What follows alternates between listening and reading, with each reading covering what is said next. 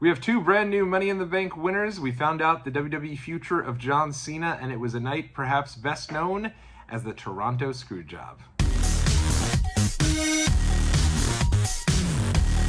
What's going on out there, world? It's your boy Tommy on the spot for Watch Along Wrestling. Thanks so much for checking out the video. A late night edition of Watch Along Wrestling. I am still awake here after the Money in the Bank pay-per-view just wrapped up. The press conference just concluded. And all in all, I always talk about these five matches and these 5-match premium live events making for such a shorter show and it not feeling like a fulfilling night. This is over a 3.5-hour WWE pay-per-view with the press conference after. We almost went 4.5 hours, so it's certainly a long night despite only having 5 matches announced prior. And without question, and while we will get into the entire Money in the Bank show, but the biggest news I think coming out of this show is the impending retirement of John Cena. John Cena showed up tonight. It was Trish Stratus who introduced him. If you remember, Trish Stratus was announced very late, I'd say Thursday, maybe at the earliest, as being the host for Money in the Bank. She only made one live appearance, didn't open the show, which I was surprised about, and only really made one live appearance in front of the live crowd. She did do a backstage vignette with Tiffany Stratton a little later in the night, but her whole deal was really she came out and introduced John Cena. Out came Cena, and he had a brand new shirt, a brand new towel, and held it up and said, "The last time is now," and it came out of nowhere. And honestly, when he first made that appearance, I was like, my goodness. Now, they've been building up John Cena. How much time does he have left? When is he going to retire? When is he going to wrap things up? I mean, I really feel like this has been going on for 5 years at this point. And I haven't loved it, to be honest. I think that you really should not, you don't need to constantly talk about someone's retirement. I think Edge's entire run in WWE was him talking about he only had a year or so left on his deal, didn't know when things were going to wrap, and it just felt like we didn't get a chance to fully appreciate him as a contender in WWE because his entire run was wrapping. And I felt similarly with John Cena. I think John Cena, they moved on from John Cena really quick. You think about it, John Cena, his last real WrestleMania main event was 29 back in 2013. Had the title a couple of times after that, but in terms of him being the focal point of the company, they really moved on, starting with WrestleMania 30. And then, to his credit, really reinvented himself there with the Cena US Open Challenge and everything that came from that. And so, at the end of the day, him showing up with this, the last time is now, I thought, wow, I know they've alluded to him retiring, but I did not expect it to come so soon. And I thought, is this really the end of his time in WWE tonight? It felt like that when he first came out. He clarified, and would later clarify further, and had said that 2025 is going to be his retirement from WWE. He went on to say that the Royal Rumble will be his last Royal Rumble. The Elimination Chamber will be his last Elimination Chamber, which I really appreciated because I love the Elimination Chamber. And I thought it was so cool for John to really give a little notoriety and talk about the importance of a show that isn't WrestleMania or isn't one of the big four in the Elimination Chamber.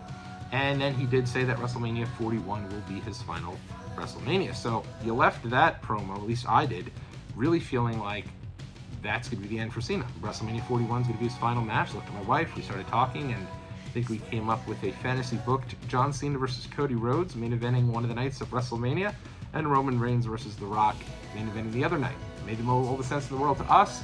But John would later clarify during the press conference, which I thought actually was well done. It was fun. John went a little over his time, and it was a couple of laughs that were had there. He clarified that 2025 will be his final year in WWE, and while WrestleMania 41 will be his final WrestleMania, that isn't going to be his final match. On the contrary, it's actually, he's going to have quite a bit more. I think he said right now he's agreed to about 30 to 40 dates, and we'll see how many more he does from there. Now, full transparency, while watching this, I did have 2 kids climbing all over me. I had my newborn in my arms. I had my daughter asking all about John Cena's new red gear. Why did he change his gear? What happened to his blue gear? I just got a toy with him in his blue gear. Can I get one with him in his red gear? It went on and on and on. So I didn't hear all of this right away. So when I initially heard 30 to 40 dates, I was thinking, they have that many dates in between the Royal Rumble and WrestleMania? That is not the case, though. Instead, he's going to be around for most of, it sounds like, 2025, which I think is great. Like, they're not just coming out and saying, hey, you've got one last shot to see John Cena. And on the contrary, he's coming out and really saying, hey, you have an entire year. Make your plans. I'll be coming to your hometown, hopefully, and hopefully you'll be able to come and see me one last time. And I think that's such a cool way to handle it. It's very John Cena.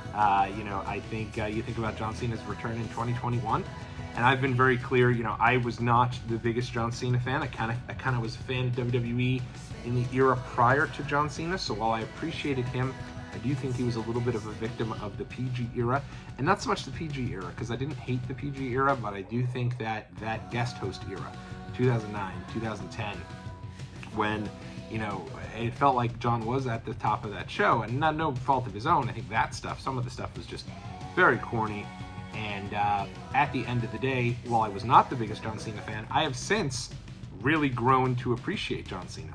You think about the summer of 2021, Cena having that big return at Money in the Bank, and that, you know, I saw that, it got me so pumped up, especially post-pandemic, when I started to think maybe John Cena wasn't going to be coming back to WWE. For him to show up that first weekend with fans back in the building and set up that match with Roman Reigns at SummerSlam, I took my entire family from New York to Las Vegas, really because I thought that match was that big and I wanted to make sure that I was there for that. So, you know, I really have. I've grown an appreciation for Cena, and I'll talk a lot more about this in a different video. I think I'll dedicate a full video to John's retirement, and I think then I'll share a little bit more about my thoughts and feelings about, you know, John retiring and some of the fun things I think that we'll do here on the channel in celebrating John.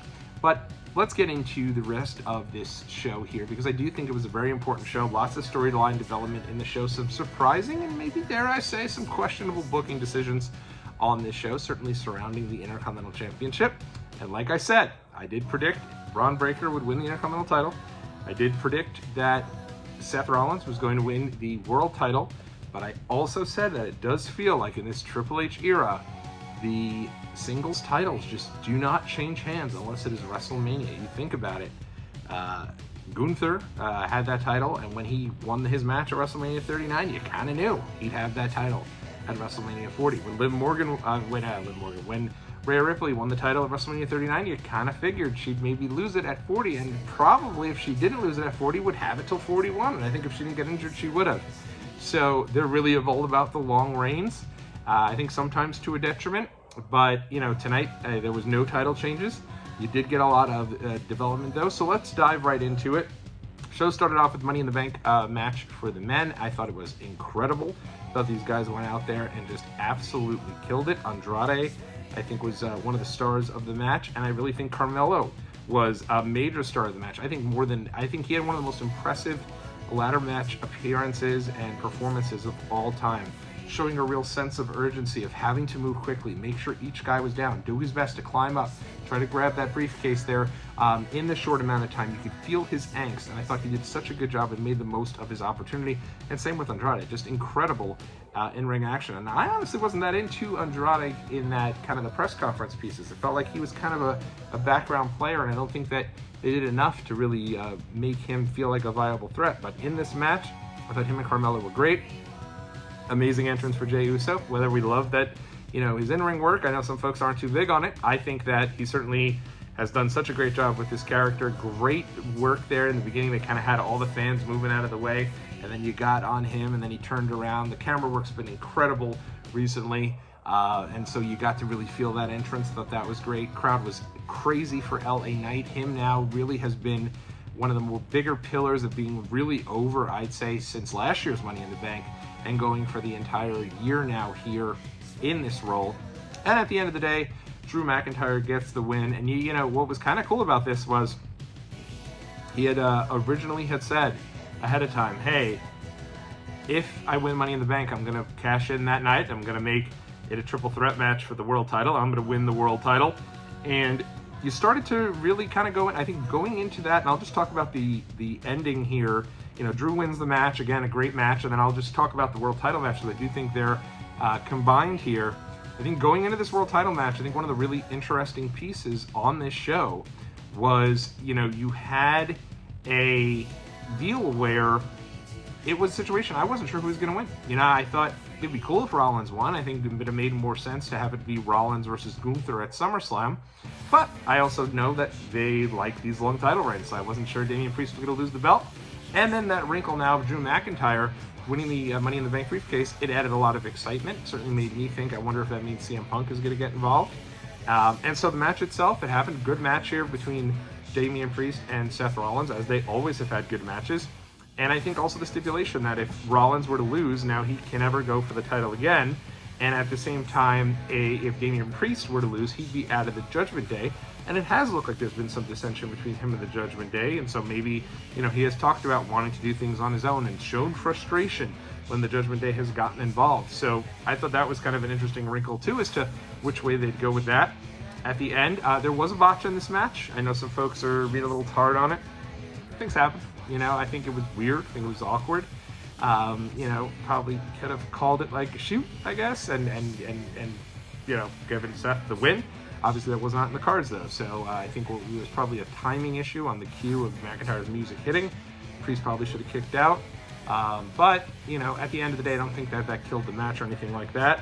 Priest comes in, he cashes in his Money in the Bank, and they flush the Money in the Bank. Even though they do have the new Money in the Bank winner Drew McIntyre t-shirt available on WWEshop.com. At least right before I was recording this, they have put that out there. So he does get a new shirt out of this, but Drew McIntyre comes in, he flushes the Money in the Bank because he cashes it in, and right after he cashed it in is when CM Punk showed up and again now cost him the world title. The Toronto Screwjob is what they're calling it, and comes out, costs Drew the match, and Damian Priest ends up winning.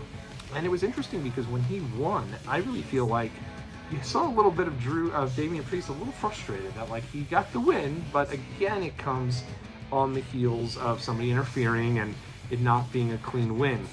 And then you get the other piece now, where now Seth Rollins lost the match. He can never get another title match while Damian Priest is the champion. So you had another wrinkle now where Seth Rollins now was angry at CM Punk, and now they've already had their deals going on back and forth. That was clearly going to be the direction for WrestleMania.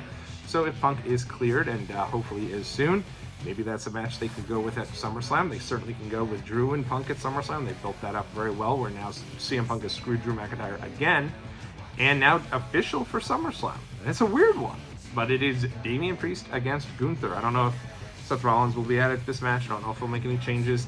But they've done weird matches. I told y'all before this, when I was going through my preview for Money in the Bank, they've done weird matches when it comes to SummerSlam. You take a look back at, Dolph Ziggler versus Dean Ambrose. Strange, but that was your world title match at WrestleMania at SummerSlam 2016. Bayley versus Ember Moon at SummerSlam 2019. Kind of a weird deal there. Not too much heat going into that one.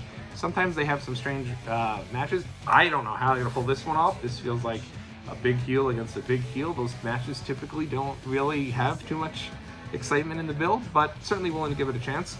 And Damian Priest, it doesn't feel like he's a transitional champion. It feels like they are behind him and they want to try to make him be a legitimate champion. Certainly he'll at least get till SummerSlam. They've announced they're going to be doing a Damian Priest 24. So excited for that. Love the 24 documentary specials they used to do on the WWE Network, and we have gotten so few since they've transitioned to Peacock that I think that's going to be great. I'm excited for that one. That should be fun. And let's see where this goes here with Damian Priest going up against Gunther here at SummerSlam. And where does CM Punk fit into all of this with Rollins and with Drew McIntyre? Will it be a triple threat? I think that's been some really good build, and I think probably storyline-wise the biggest thing to come out of this show. Elsewhere on the card, we talked about it a little bit. Sami Zayn against Braun Breaker, Intercontinental title match. Really good match. Big surprising finish. Sami Zayn gets a clean win over Braun Breaker. Was not expecting that. I thought maybe you'd get a DQ, maybe you'd get a schmoz. You remember, you kind of compare Braun Breaker to Brock Lesnar because he's really felt like the next big thing, and Brock Lesnar was presented as such. So you remember, go back to 2002, Brock Lesnar is going up against The Rock at SummerSlam. Before he gets there, he does have a match at Vengeance against Rob Van Dam, and he doesn't win because it wouldn't make sense for him to win the Intercontinental title if he's going for the world title. But he ends up, I think he either won or lost. There was a DQ finish. I remember that. And can you imagine if instead Rob Van Dam beat Brock Lesnar clean and then Brock was on his way to SummerSlam? And I know Braun Breaker is still working his way up the card, and not every single person who comes up from NXT needs to have an undefeated streak. And at the same time, they probably see a lot in Sami Zayn, right? He's become a major part of the show, and probably want to continue to build him up as a credible Intercontinental Champion. But I just feel like I hope this didn't do damage to the Braun Breaker character. It felt like he absolutely was on such a roll and had so much momentum that I really think he should have got that Intercontinental title tonight. Love Sami Zayn, one of my favorites, but I think he should have got the win tonight. My wife had said, hey, you're in Canada, of course you're not going to screw, you're not going to have Sami lose there, but how many times have they done that? And so it would have been interesting to see if Braun Breaker, what he could have done as Intercontinental Champion, and I do think at some point he'll get there, or maybe even further down the card.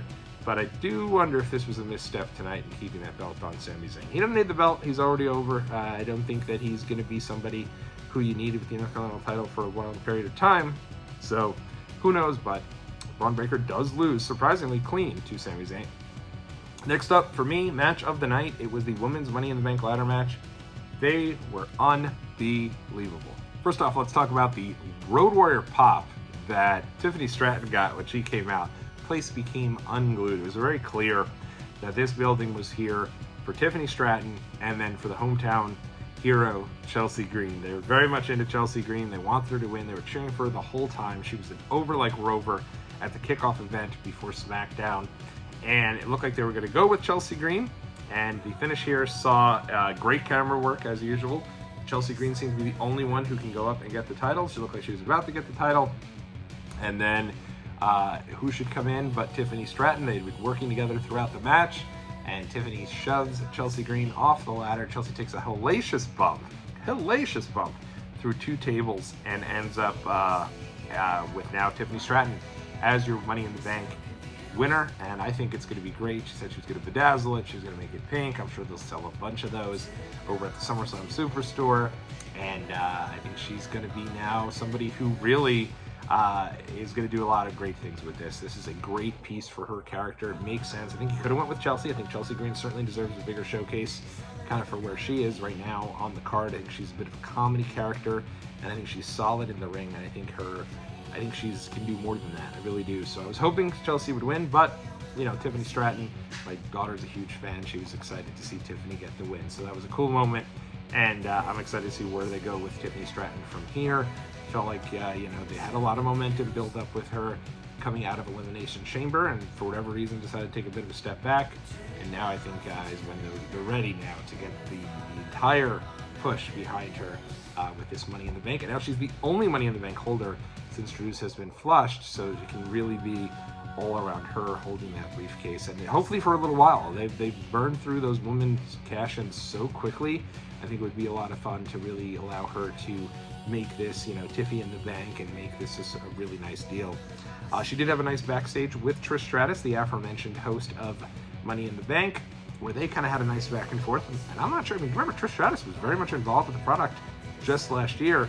So I think it's going to be interesting to see where she goes from here. Is this a situation where Trish Stratus is going to maybe have another match with Tiffany? Who knows, but I think that would be a fun deal for SummerSlam. They already started teasing. It is now Nia Jax against Bayley at SummerSlam. But they did say, hey, you never know if Tiffany Stratton now will be lurking with that Money in the Bank briefcase. So it'll be interesting to kind of see where they go from here. Again, I can't put over this women's Money in the Bank ladder match enough. It was the highlight of the night for me in terms of in-ring action. Hopefully Zoe Stark is okay. She took a pretty nasty bump. She kind of went for like a sunset flip type deal, or I think it was like a senton off the top, and miscalculated it a bit, I think, and so it hit the back of her head on the ladder. It looked nasty. So hopefully she's okay coming out of that. They all looked a little like they were a little banged up, and but kudos to all of them. Again, this was kind of cool. This was not a, you know, no real, other than Io Sky, no real focused characters in the women's division for a long period of time. You didn't have like your former champions, you didn't have your 4 horsewomen, nothing like that. You had really the women of the future in WWE, and so this was really, it was fun to see, and I thought all of them really did a great job with their opportunity. This led to our main event. This was the 6-man match. You know, first off, shout out to Kevin Owens. Came out on SmackDown, was very honest about everything going on with him. I mentioned, unfortunately, his mother is in the hospital and not doing great, but said he knew that his mother would have wanted him to make the show and do what he's always dreamt about doing.